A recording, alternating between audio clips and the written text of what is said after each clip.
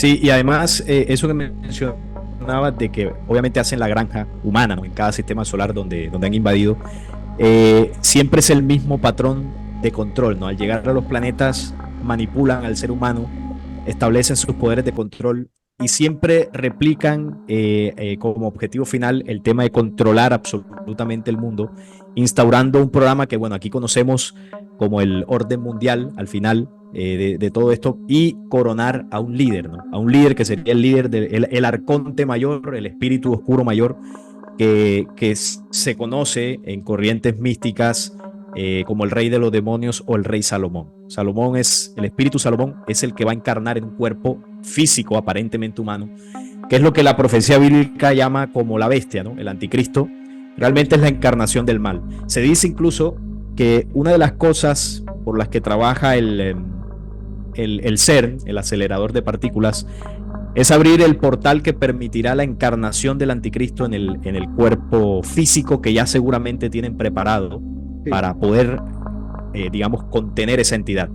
Y el ser les serviría como este experimento, esa máquina que les permitiría traer de esa otra dimensión a un ente tan poderoso como lo es el espíritu Salomón.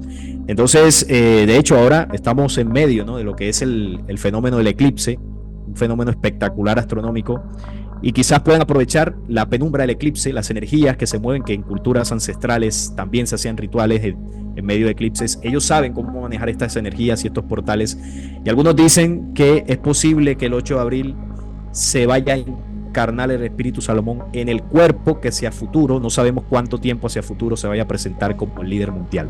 Entonces es un dato que no es menor y que es interesante que lo comentemos porque es totalmente eso es probable. interesante, ¿eh? Sí, sí, eso que has comentado es interesante porque además es que aprovechan los eclipses para acceder a estas entidades y seguramente con la activación mañana del CERN y la misión de la NASA que se llama APEP, que es una entidad reptiliana, vayan a acceder a esta entidad mayor, este arconte mayor, este jefe que lo están esperando, eh, para, para que encarne en el planeta y pueda liderar a los que están aquí, a los controladores que están aquí en el planeta Tierra. Sí, sí, Sí, seguramente. Y hay algo muy interesante que, como te comentaba, fue uno de los primeros videos que vi de tu canal, que es el portal de Jerusalén. sí. Eh, Mucha gente se pregunta por qué el interés casi que enfermizo, ¿no?, del pueblo hebreo de querer reconstruir su templo, el tercero, ¿no?, por tercera vez. Y se cree que, bueno, es un amor religioso hacia su Dios, es una devoción religiosa, y en general no se comprende lo que es. Cuando hablamos desde el primer templo, Jehová especifica las condiciones que debe tener el templo y sobre todo el lugar, que es el monte Moriah. En diversas leyendas muy antiguas de este mismo pueblo, se dice incluso que el lugar que eligió Jehová para, bueno, no que eligió Jehová, que eligió Caín y Abel para ofrecerle la primera ofrenda a su Dios, fue en tierra de Moriah, que fue donde se le sacrificó el primer animal a Jehová, que fue por parte de Abel, que fue la ofrenda que le gustó, y por eso Caín sintió celos y luego lo asesinó. También se dice que en tierra de Moriah fue donde Abraham iba a sacrificar a su primogénito para mostrarle obediencia a su Dios, y luego él lo impidió y le dijo, no, no lo hagas, el ángel lo impidió, y se dice que fue en tierra de Moriah. Incluso se dice dentro de estas historias que en tierra de Moriah fue donde Jehová tomó la tierra, el polvo de la tierra para crear al hombre. Imaginémonos entonces toda la mística que hay detrás de Claro. esa ciudad de Jerusalén, que antes no se llamaba Jerusalén. De hecho, los primeros registros que se tienen era la tierra de Salem. También se dice que se llamaba Jireh Shalem, que bueno, traduce algunas cosas que son muy significantes para ellos allá en Israel.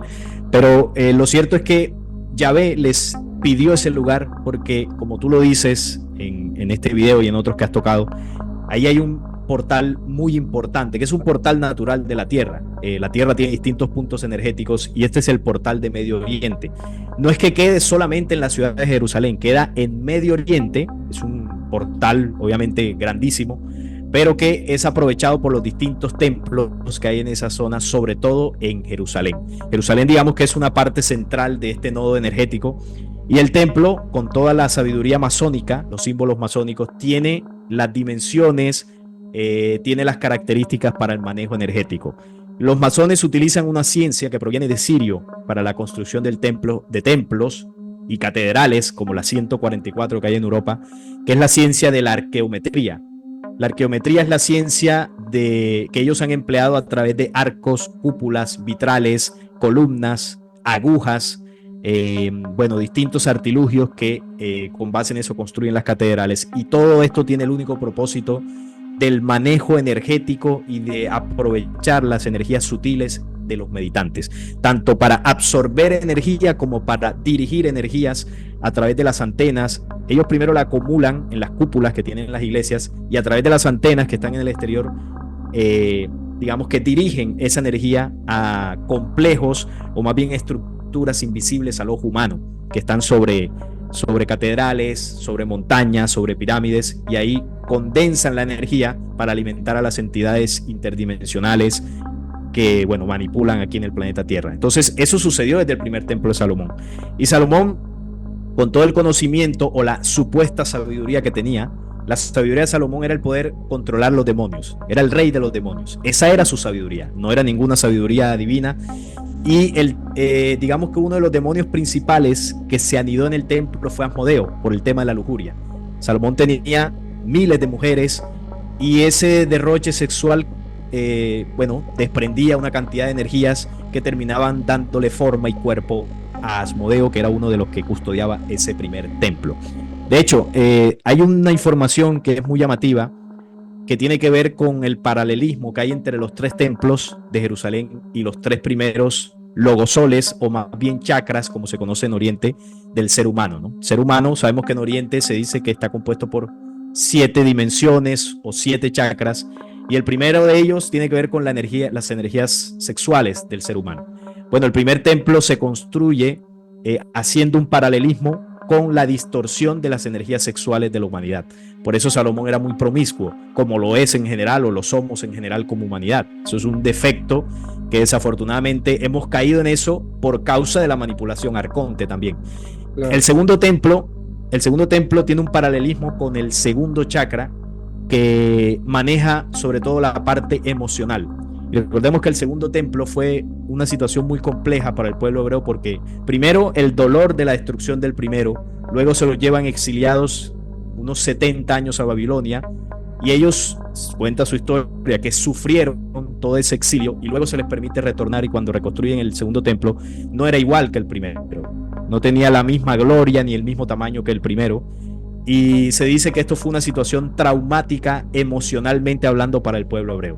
Pues es el mismo paralelismo de cómo están las emociones humanas en cuanto al segundo chakra. Y el tercero, que sería el tercer templo, el tercer chakra, en Oriente y en varios conocimientos se habla que maneja la parte mental, pero sobre todo cuando está distorsionado, tiene que ver con la gula, los vicios, es decir, la acumulación de energías contrarias. Y es lo mismo que va a pasar en el tercer templo. El tercer templo va a ser la acumulación de entidades, de energías contrarias al final del tiempo, empezando por el anticristo y terminando por el portal que se va a abrir allí después de 3 años y medio de sacrificios, cuando él reanude el sacrificio en el templo.